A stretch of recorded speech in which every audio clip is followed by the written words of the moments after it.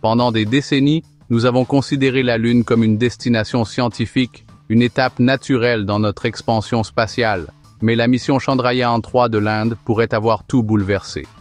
Ce qui semblait n'être qu'une simple collecte de données a révélé quelque chose que même les plus grands experts en astrophysique n'étaient pas préparés à trouver. Nous ne parlons pas de poussière lunaire, de cratères ou de vieilles roches.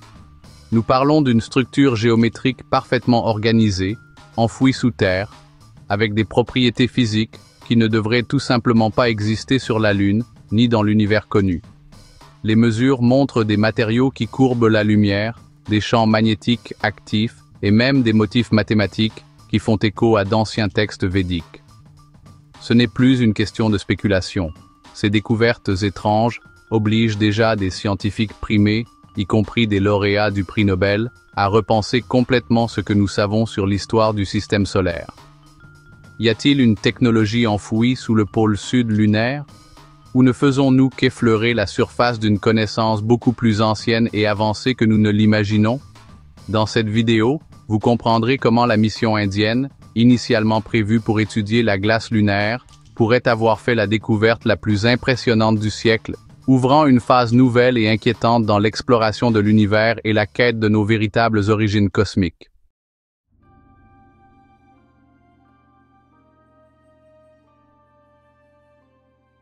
Le 15 août 2023, l'Inde a écrit l'histoire de l'exploration spatiale avec l'atterrissage réussi de la mission Chandrayaan-3 au pôle sud de la Lune. Le vaisseau Vikram a atterri en douceur sur la surface lunaire dans l'une des zones les moins explorées de notre Lune. Un cratère qui est resté dans l'ombre pendant des milliards d'années, là où la lumière du Soleil n'arrive jamais. Cet exploit a placé l'Inde dans un groupe spécial de pays ayant réussi un atterrissage contrôlé sur la Lune et a ouvert la porte à de nouvelles découvertes scientifiques. Les premières informations recueillies par le rover Pragyan ont été stupéfiantes.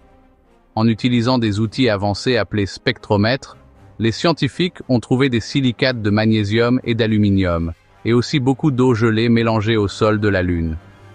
Nous avons trouvé cette eau en observant son motif lumineux unique, ce qui est très important car cela signifie que les futures missions humaines sur la Lune pourraient y obtenir leur propre eau.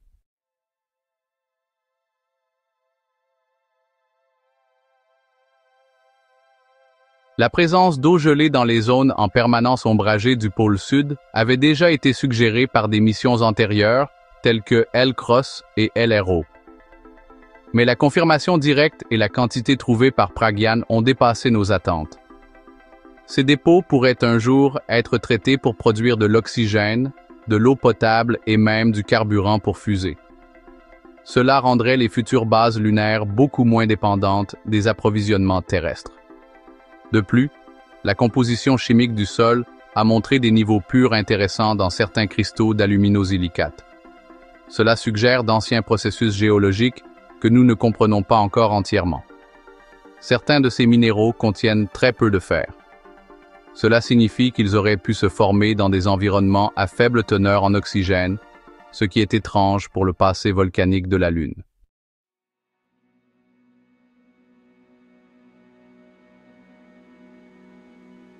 Ces premières découvertes à elles seules furent un grand pas en avant pour comprendre notre satellite naturel. Mais alors que Pragyan poursuivait sa mission, des découvertes encore plus intéressantes sont apparues. Il s'est avéré que cette zone contenait non seulement de la glace, mais aussi des matériaux et des structures qui remettraient en question ce que nous savons actuellement sur les planètes.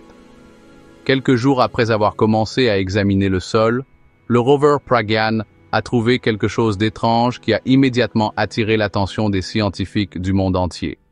Ces outils ont détecté une substance aux propriétés lumineuses jamais vue auparavant à la surface de la Lune, ni même sur aucun autre corps de notre système solaire. Le matériau, et nous ne savons pas encore exactement de quoi il est fait, absorbe le rayonnement d'une manière très instable. Cela suggère qu'il s'agit de l'un de ces matériaux appelés matériaux à indice de réfraction négatif.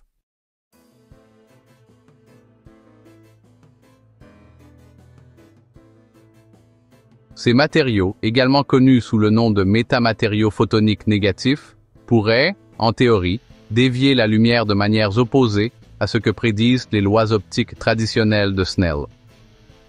En termes pratiques, cela signifie qu'il pourrait dévier les ondes électromagnétiques pour dissimuler des objets à la vue. C'est similaire au camouflage actif et aux capes d'invisibilité qui sont explorés dans les laboratoires de physique avancée sur Terre. L'instabilité que Pragyan a rencontrée s'est manifestée par des changements soudains dans la manière dont des longueurs d'onde lumineuses spécifiques étaient absorbées. Cela s'est produit à mesure que la lumière solaire indirecte changeait au bord du cratère ombragé. Ce comportement étrange signifie que nous ne pouvons pas le classer comme un minéral lunaire normal ou quelque chose créé par des processus géologiques naturels connus, tels que la cristallisation fractionnée par impact ou le métamorphisme de choc.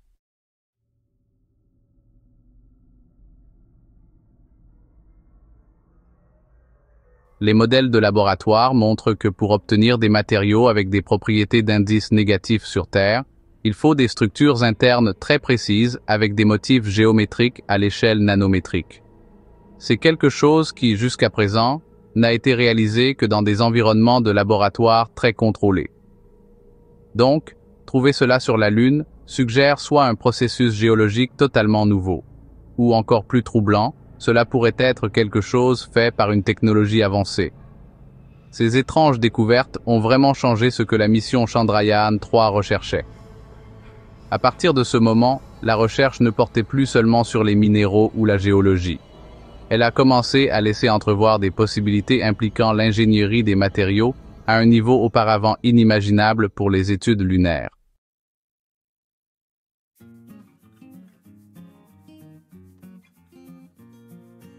Et tandis que Pragyan avançait, la mission allait faire une découverte encore plus déconcertante. Des signaux d'une structure souterraine portant des marques évidentes d'avoir été faites par l'homme. Alors que le rover Pragyan continuait d'explorer la surface de la Lune, ses capteurs de radar à pénétration de sol, conçus pour cartographier les couches souterraines, ont capté un signal totalement inattendu. Sous la surface rugueuse et ancienne du cratère, nous avons trouvé un espace géométrique avec des caractéristiques qui ne peuvent être expliquées par aucune géologie connue. Il avait des murs internes parallèles, des angles droits et une forme architecturale parfaite qui semble avoir été conçue par des ingénieurs, non faite par la nature. Les modèles tridimensionnels construits à partir des relevés ont montré qu'elle mesurait environ 30 mètres de large et plus de 12 mètres de haut, avec une profondeur qui n'a pas encore été entièrement cartographiée en raison des limitations de l'équipement embarqué. Les murs parfaitement droits et les angles cohérents suggèrent qu'elle a été construite délibérément. C'est quelque chose que les processus naturels comme les fractures polygonales, les coulées de lave ou les effondrements de grottes volcaniques causés par la gravité ne peuvent tout simplement pas faire.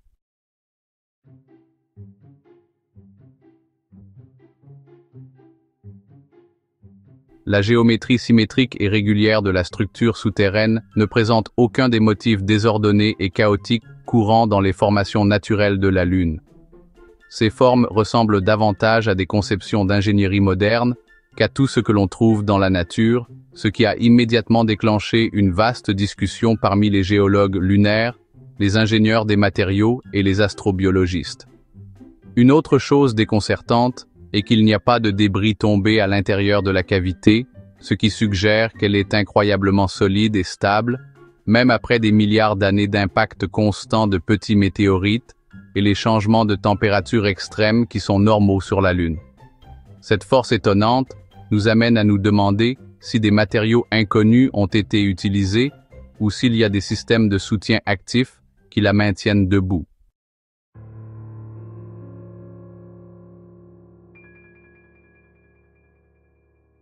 Ces caractéristiques ont mené à l'idée que cette structure pourrait non seulement être d'origine humaine, mais aussi plus ancienne que l'histoire connue de la civilisation humaine.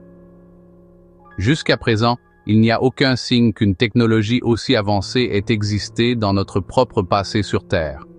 La découverte était si importante que l'information a commencé à se propager discrètement entre les agences spatiales, rendant la découverte plus grande que quelque chose de lunaire. Elle concernait potentiellement la civilisation elle-même. Dès que les premières analyses de la cavité artificielle ont commencé à circuler en interne au sein de l'ISRO, les implications géopolitiques et scientifiques de la découverte ont rapidement transcendé les frontières de l'Inde. les agences spatiales des États-Unis, de la Chine, de la Russie et de l'Europe ont été informées discrètement, ce qui a conduit à une vague de communications secrètes, de conversations diplomatiques et, le plus important, un contrôle strict sur l'information de ce qui a réellement été trouvé. La complexité stratégique de cette découverte était potentiellement plus impactante que tout ce qui avait été vu auparavant dans l'histoire de l'exploration spatiale.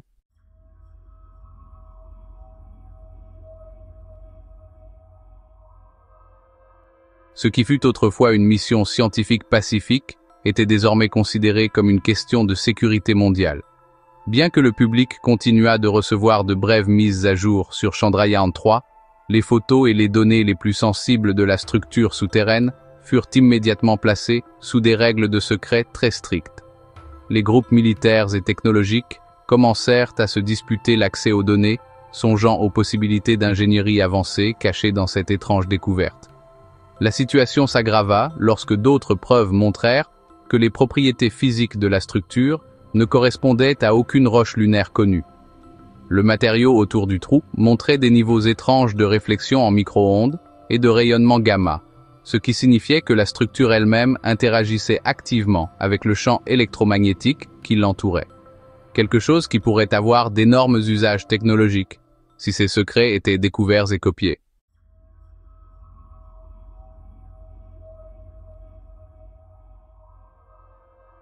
Des experts en droit spatial et en géopolitique ont commencé à débattre, en coulisses, de qui aurait le droit d'explorer ou de partager de telles découvertes.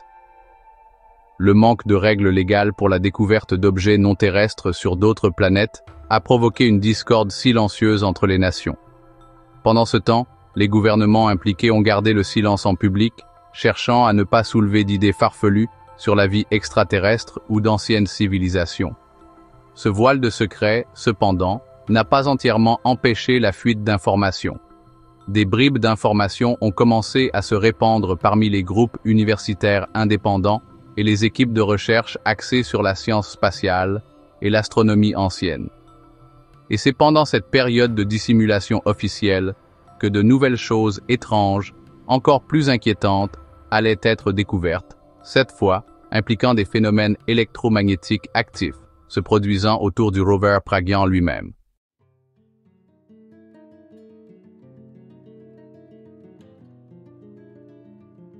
Tandis que le rover Pragyan poursuivait sa mission scientifique, il a commencé à capter des lectures inhabituelles de perturbations électromagnétiques juste autour de la structure souterraine. Au début, ces lectures étranges n'étaient que de légères fluctuations dans le champ magnétique local. Mais elles sont rapidement devenues des motifs très précis et rythmiques. Nous parlons d'impulsions parfaitement synchronisées, se produisant toutes les 17,4 secondes. C'était quelque chose que personne ne pouvait expliquer avec ce que nous savons de la géologie, de la gravité ou même du Soleil. Le rythme constant de ces impulsions nous indiquait qu'il y avait là un champ d'énergie actif. Cela suggérait que la structure n'était pas seulement là, immobile, elle pourrait encore être fonctionnelle. Ce type de libération d'énergie si contrôlée nous rappelait des systèmes comme la résonance magnétique forcée ou les champs stabilisateurs. En théorie, il pourrait être utilisé pour altérer les charges électromagnétiques locales ou protéger les structures souterraines de la détérioration au fil du temps.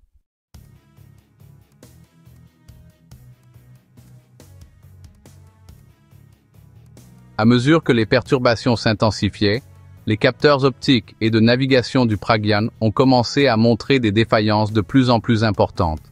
Les caméras ont cessé de prendre des photos correctement, les systèmes gyroscopiques ont perdu leur équilibre, et les lectures spectrales ont commencé à être de plus en plus parasitées par le bruit, jusqu'à ce que le rover perde complètement sa capacité à envoyer des images haute définition. Les dernières données avant la perte totale de contact suggèrent que le rover est entré dans une sorte de champ de saturation énergétique où les transmissions de données ont été perturbées et partiellement bloquées. Les changements de signal étaient si précis et réguliers que certains chercheurs les ont comparés à des règles d'interférence sélective, similaires au système de défense automatisé qui désactive les instruments.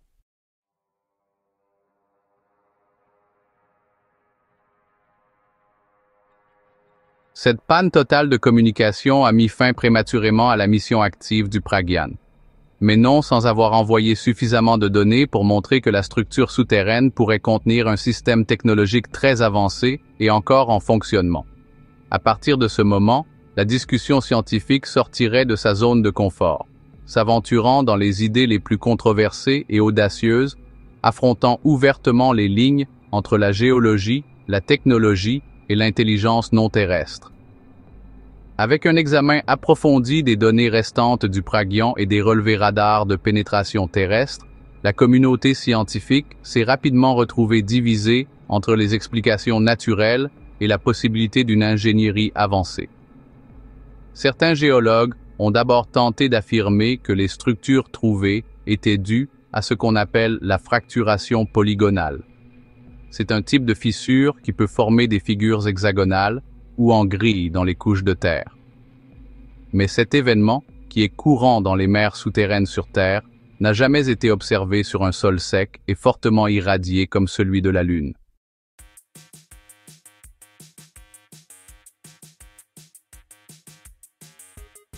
Les mesures de réflectivité et d'absorption spectrale, lentement mais sûrement, ont écarté les explications purement naturelles. La façon étrange dont le matériau se comportait avec la lumière, comme sa capacité à plier la lumière et à absorber le rayonnement de manière spécifique, correspondait bien mieux au modèle de matériaux dotés de propriétés optiques rares, appelés métamatériaux. Ici, sur Terre, fabriquer ce type de matériaux nécessite des laboratoires spéciaux, une ingénierie super précise à une échelle minuscule et des connaissances que seuls quelques centres de recherche possèdent. La forme parfaite du trou, sa solidité maintenue pendant des milliards d'années, et le fait qu'il ne se soit pas effondré de l'intérieur, tout cela a rendu l'idée d'une ingénierie avancée plus probable. Les modèles informatisés ont montré que pour empêcher une structure comme celle-ci de s'effondrer, elle aurait besoin de mélanges spéciaux de métaux ou de systèmes actifs pour maintenir stables les forces internes, quelque chose que nous ne pouvons pas encore faire avec notre ingénierie spatiale actuelle.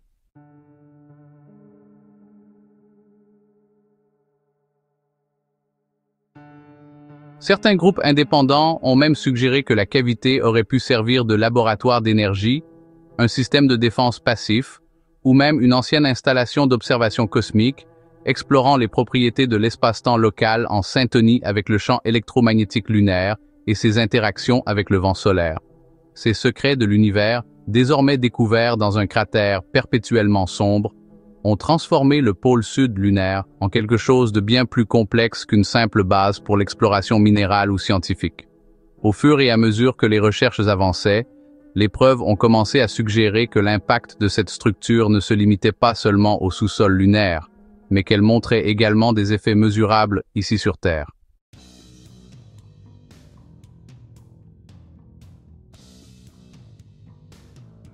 Alors que la communauté scientifique tentait de comprendre la portée de la découverte lunaire, une nouvelle complication est apparue.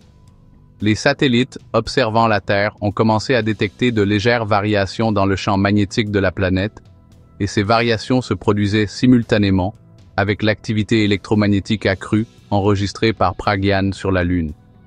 Ces perturbations coïncidaient presque parfaitement avec de faibles mouvements en microteslas, affectant des capteurs très précis sur des satellites comme Swarm, opérés par l'Agence spatiale européenne.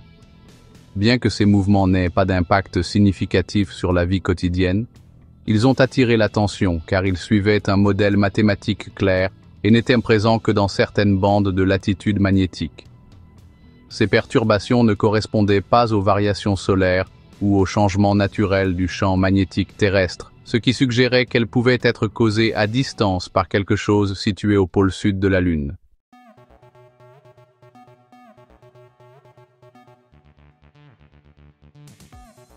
Des modèles de couplage électromagnétique à longue portée ont été rapidement développés, prouvant la possibilité que la structure sous le cratère lunaire puisse émettre ou modifier des champs résonants, qui interagissaient avec le propre champ protecteur de la Terre. L'idée d'un résonateur électromagnétique ancien et toujours fonctionnel a commencé à être sérieusement discutée au sein de groupes de recherche très spécialisés. La plus grande préoccupation des scientifiques n'était pas seulement théorique, mais concernait le fonctionnement des choses. Si la structure pouvait affecter à distance les systèmes électromagnétiques, ses effets sur les communications, les satellites et même les réseaux électriques de la Terre devaient être immédiatement compris. Des mesures de surveillance préventive ont même été discrètement mises en œuvre dans les centres de contrôle orbital et aux points sensibles de télécommunication.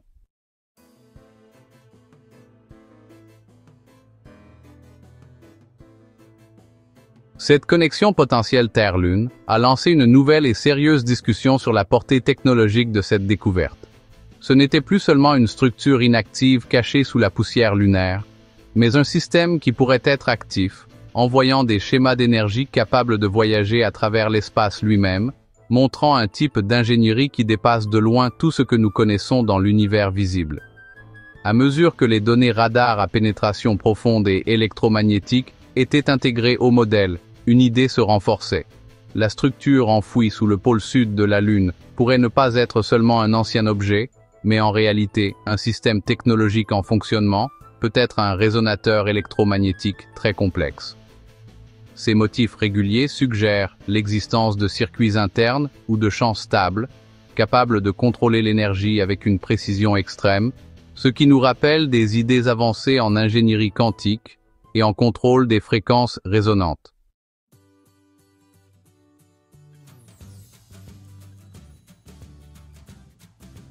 La forme théorique du fonctionnement d'un tel résonateur implique l'utilisation de formes internes parfaites, capables de concentrer l'énergie en des points spécifiques, soit en rendant certaines parties du spectre électromagnétique plus fortes, soit en les annulant. Sur Terre, des expériences limitées avec des cavités résonantes et des cristaux photoniques tentent de reproduire ces effets en laboratoire. Mais personne n'aurait imaginé qu'une telle technologie puisse exister sur un corps céleste pendant des milliards d'années. Les façons dont un tel système pourrait être utilisé vont bien au-delà du camouflage optique déjà suggéré. Les modèles montrent qu'avec les bons réglages, il serait possible de changer non seulement la façon dont la lumière voyage, mais aussi d'affecter le comportement des particules chargées, de stabiliser les champs de gravité locaux, et même de créer des formes de base pour bloquer le rayonnement cosmique. Quelque chose qui changerait complètement l'ingénierie planétaire et la sécurité dans les environnements d'exploration spatiale.